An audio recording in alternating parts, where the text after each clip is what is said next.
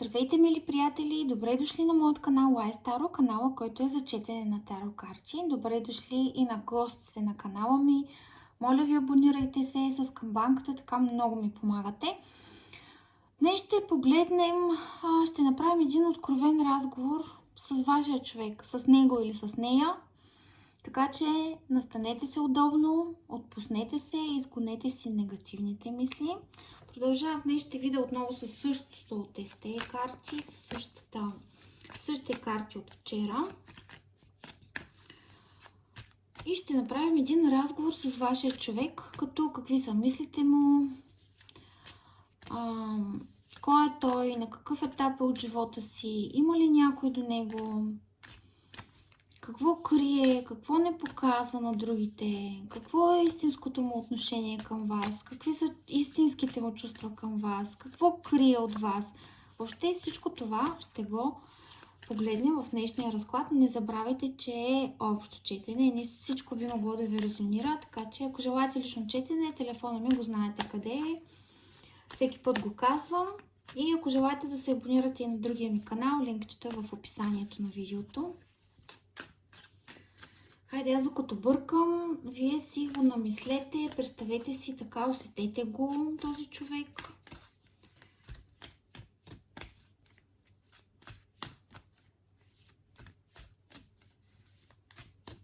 И да видим откровен разговор с него или с нея. Извинете. Ей така ще изтегля всичките карти, после ще пояснявам кой е той. Какви са мислите му сега? Какво е най-важно за него в живота му? Има ли някой в сърцето си и кой е той? Какви са най-големите му страхове в живота? И какво крие и не показва на другите? Тук ще видим какво е неговото отношение към вас. Какви са чувствата му към вас? Какво крие от вас? От какво се страхува спрямо вас? Какво би казал сега, а не може да го каже?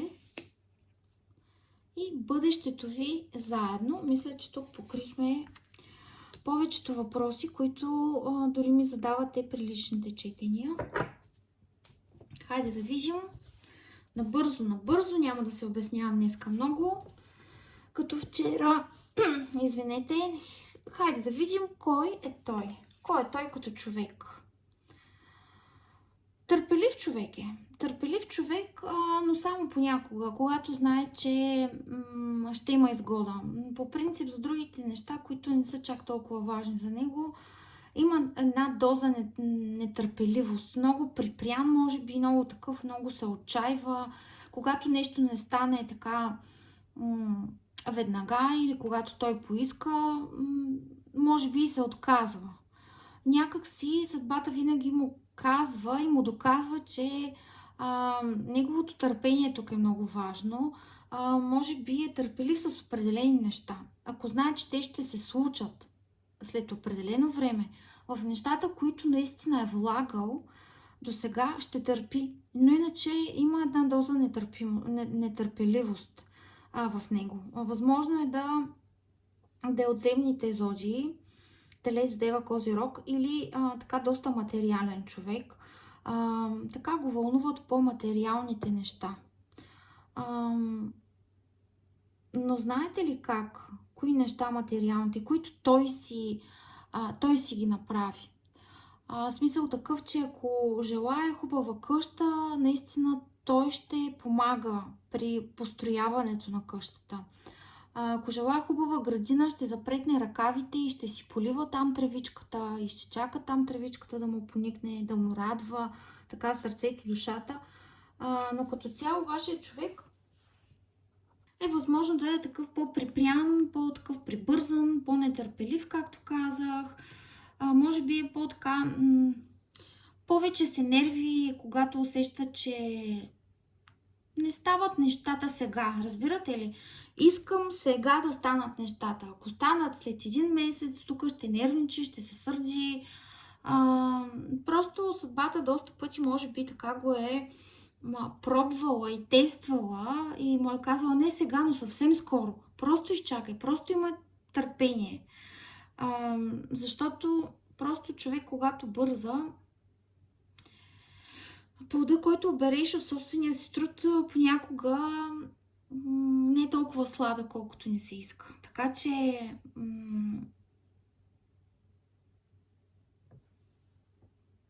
може би в живота си не е така напълно готов за, може би за семейство, може би все нещо го спира, все нещо чака да дойде по-хубавото, да дойде, да направи първо къщата, пък после жената. Някак си се в едно... Желая се нещо. Желая просто все нещо.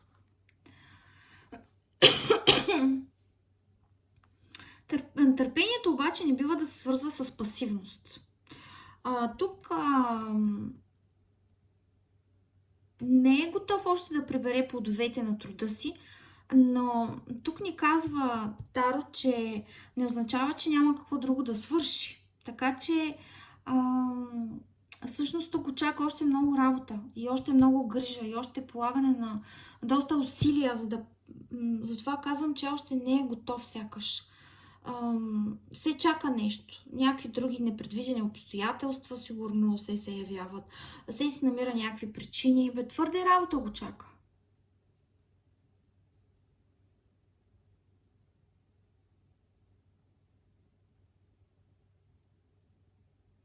Просто иска го сега и ако може на момента. Ако може за вчера. Може би тук ще се чете, че човека е така трудолюбив. Обича така да се грижи за някакви неща, но винаги очаква нещо насреща. Някакси винаги очаква нещо насреща. Може би в момента вашия човек тук по енергията отекчен, един такъв, отекчен. Защото при тази колода тук момичето е седнало и наистина чака. Дори не чете вече книгите. В смисъл, тя ги е прочела, положила е труда и тук вече само чака. А той има още труд, нали, да се полага. Един такъв е вашия човек. Хайде да видим какви са мислите му сега. За какво мисли въобще? Не спрямо вас. За какво мисли? Са чаши. По-скоро това е емоционалност, емоционалното му състояние. Чувства се добре. Наистина се чувства добре. Може би тук иска някакво ново начало. Може би. И ако го получи, ще се почувства добре. Но в момента си мисли, мислите му са фокусирани върху емоциите му. Върху това какво вътрешно чувства и какво изпитва. Я да уточним само тук какво са чаши.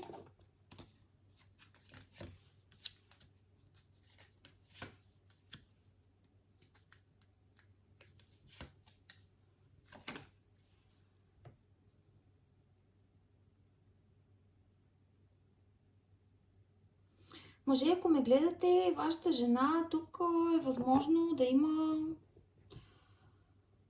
избор и да иска новото начало с един от двама ви. Краля на пентаклите и краля на меча.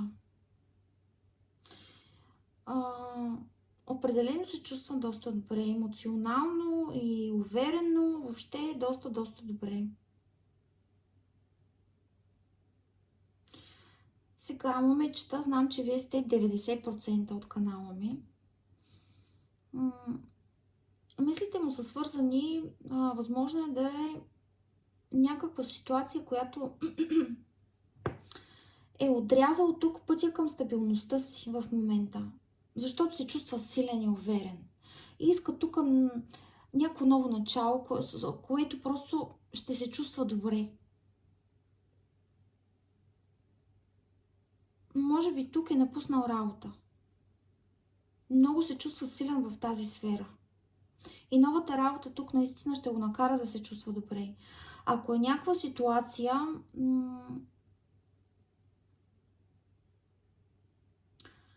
Отрязал е, може би, някакви хора, възможно и вас от живота си. И с това някак стабилността му чувства се силен, между другото. Чувства се на мястото си, чувства се добре. Но това са мислите му. Защото казва, че е отрязал някакви неща, хора, ситуации, които наистина му дават, когато са зад гърба му дават силата да продължи напред. Има силата да продължи напред. И тук е стабилността така. Може би гледа по-сериозно на неговата си къща, на неговата си работа. Върху това са свързани мислите му. Но определено тук, или ако не ги е отрязал тези хора, обмисля да го направи. Просто защото ще се чувства по-добре. И защото му е много важно вкъщи да му е сигурно и да е заземен някакси. Вашия човек е доста заземен и обръща внимание така на материалните неща от живота. Хайде да видим какво е най-важно за него в неговия живот, като цяло за него. Свободата е много важна за него. Знаете ли, ако е мъж, свободата е много важна за него. Тук дори да му липсва любов, свободата е много. Много обаче е важна материалната част от живота. Пак пентакли.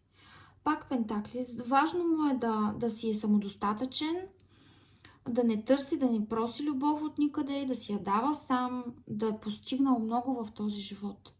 И въпреки тук, че му липсва любовта, може би понякога за него е по-важно материалната част. Да има пари в джоба. И не само. Да има и къща зад гърба си. Както казах. Къща зад гърба си. Обаче тук той да полага усилия за тази къща. Ако се нуждаете от ремонт, той ще я свърши тая работа. Обича да гледа после така труда си, че е станало хубаво. Но много се труди вашия човек. Труди се да има просто пари. За него, може би, от този етап от живота му много е важно да има пари. Добре, има ли някой в сърцето му и кой е той? Паш на мечовете.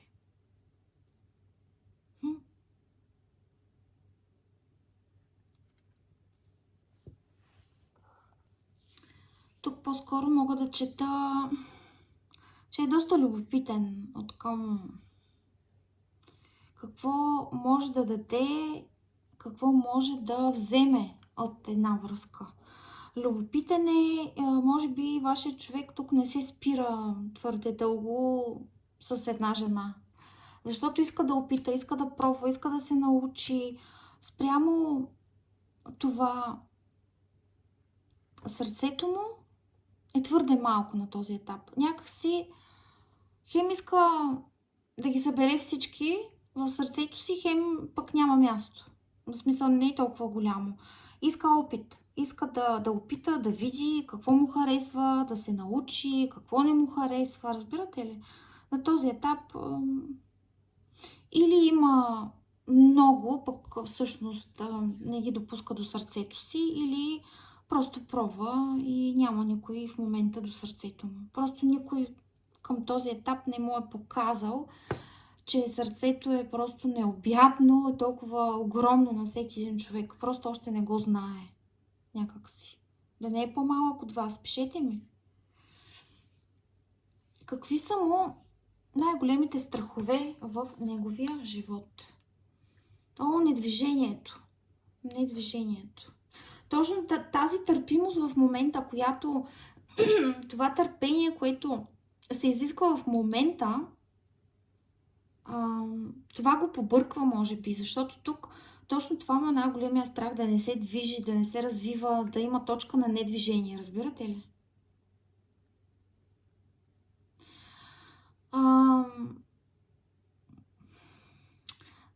Друго ми дойде сега. За доста от вас може би няма да има логика, но тук тази карта ни показва една алхимия. Алхимия на съзнанието, на нашите мисли, на нашия характер, на нашата идентичност. Но тази алхимия се случва, когато си натрупал мъдрост. Така че, ако това му е страха да не... Нали, мъдрите хора ги свързваме с старите хора. да не би да има страх тук да не остарее, не знам, при някой от вас. Сега може при някой тук да каже, че говоря глупости, но аз си свързвам нещата и при някой може да се... Тук да се говори наистина да го е страх да не остарее по човека. Затова да опита тук от всичко, че видиш ли, като остарееш, ще свършва живота. Какво крие не показва на другите хора?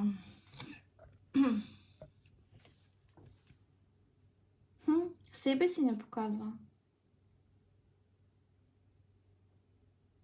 Себе си не показва този човек. Себе си. Тук може би не показва колко понякога е самотен. Нарочно се крие, може би не показва, че размишлява над нещата. Може би показва една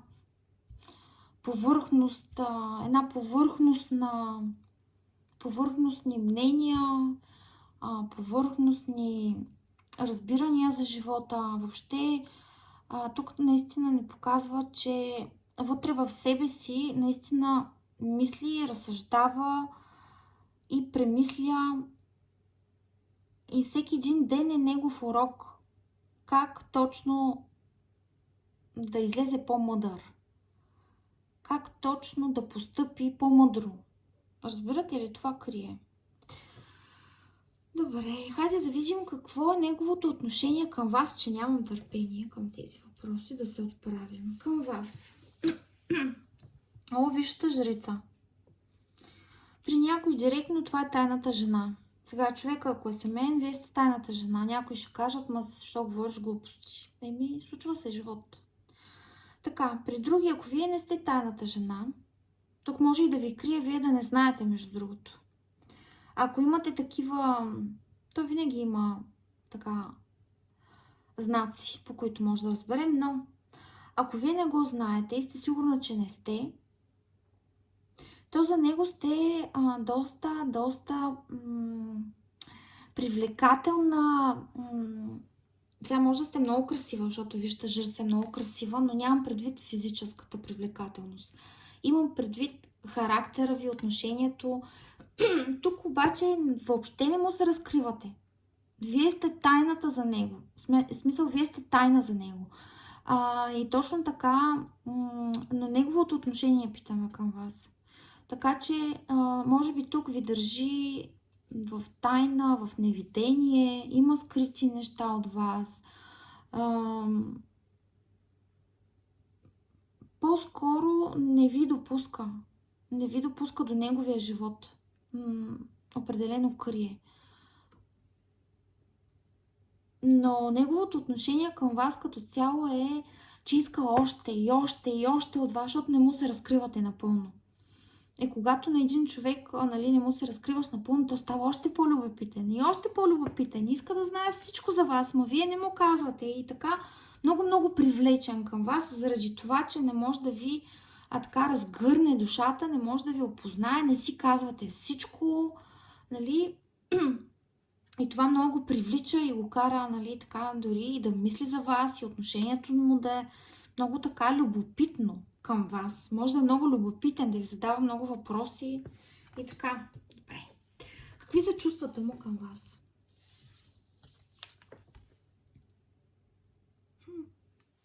Добре, новото начало. Да ни бъде го иска пък с вас новото начало.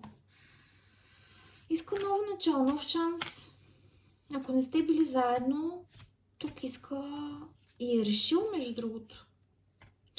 Може би в момента да обмисля дали си заслужава, но иска новото начало. Чувствата му са нови. Премислени чувства са обаче тук.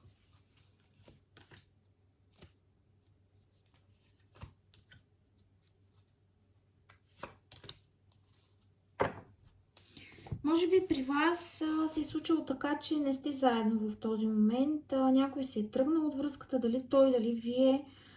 Има много наранени тук. Дали сте вие наранени, пишете ми. Имало е...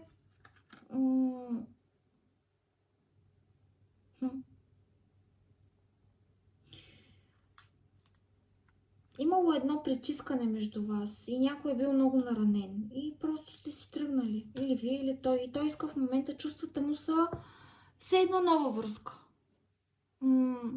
Но тук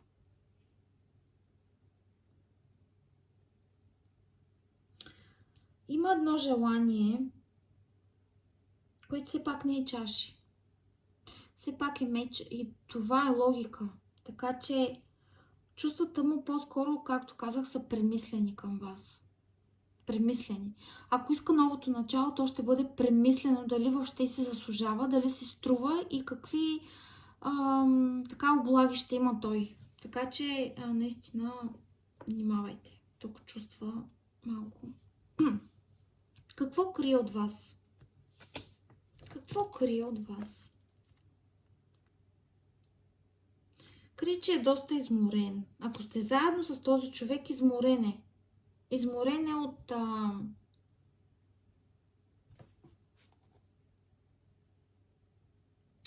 Изморен е от... Има тук някой отдръпнат. Има пауза. Има пауза.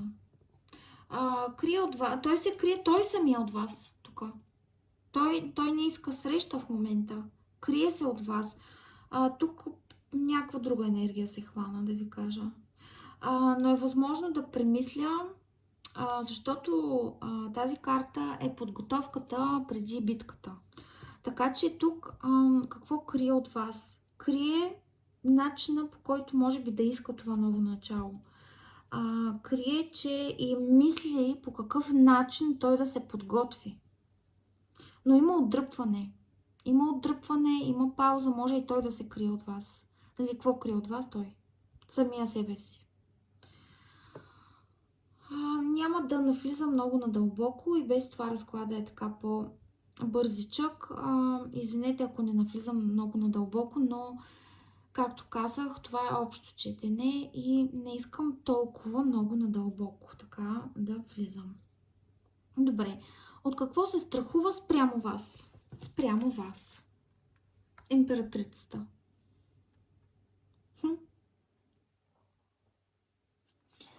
Че сте императрицата, а всъщност ви държи като висша жрица. Страхува се от вашата грижа, вашето,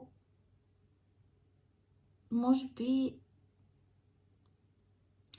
някой тук се отнася като към майка с него. Ма топло ли ти, ма студено ли ти, ма гладен ли си, нахранен ли си, служи си шапката, смени си чорапите. Някой тук се отнася като към майка. Това го стряска го. Не иска. Може при вас, при някой от вас, само много малка част, да се страхува да не забременеете, между другото. Страхува се да не забременеете.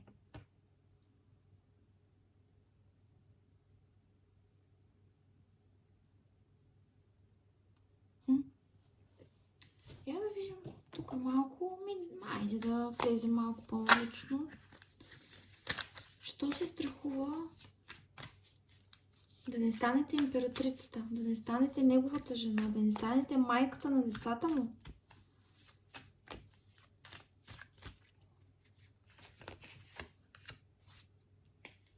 Просто казва, че връзката, някой се е тръгнал от връзката и той е обиден.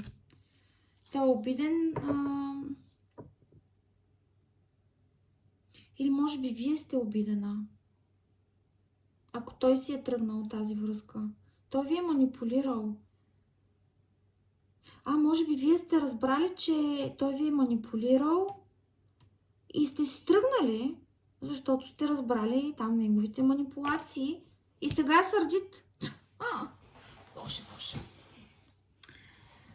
Понякога няма логика, но това е. Какво би ви казал сега, а не може да ви го каже, защото тук виждам, че нямате комуникация. Че мисли за вас. Че мисли нон-стоп за вас. Сега, ако е злоупотребявал там с някакви субстанции, пак се е върнал към това, ако е спрял с вас. Пак е там, пак е в казиното, ако пък е ходил. Пак е в стриптиз клуба, или пак е с многото жени, или там каквото е правил, с вас не го е правил, пак е там. Пак е там в тази дупка. Но мисли за вас. Може тук при някой да се чете, че дори ревнува ви. Има ревност. Има тази енергия, обсесивната енергия. Как се казва това? То не може да се каже. Обсебен е просто от вас. Това иска да ви кажа. Обсебен в мислите. Постоянно се сеща за вас. Постоянно мисли за вас. Хайде да видим пък бъдещето ви заедно. Има ли бъдеще или няма? О, паш пентакли. Тук има разговор, ще имате. Определено разговор. И то приятелски, без повдигане на тон и така нататък. Определено. Разговор и новото начало, разбира се. И то този път стабилното ново начало обаче. Така че тази връзка има потенциал да се развие.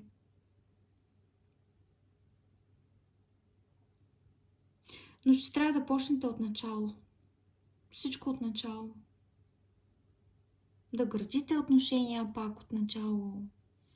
Да си имате доверие пак от начало. И всичко от начало, но наистина има потенциал и този път наистина стабилна връзка има потенциал и тук ще имате среща и разговор. И то приятелски. Благодаря ви много, че бяхте с мен до края. Абонирайте се за канала ми, харесайте видеото и ви чакам в коментарите. Аз желая прекрасен ден и до скоро!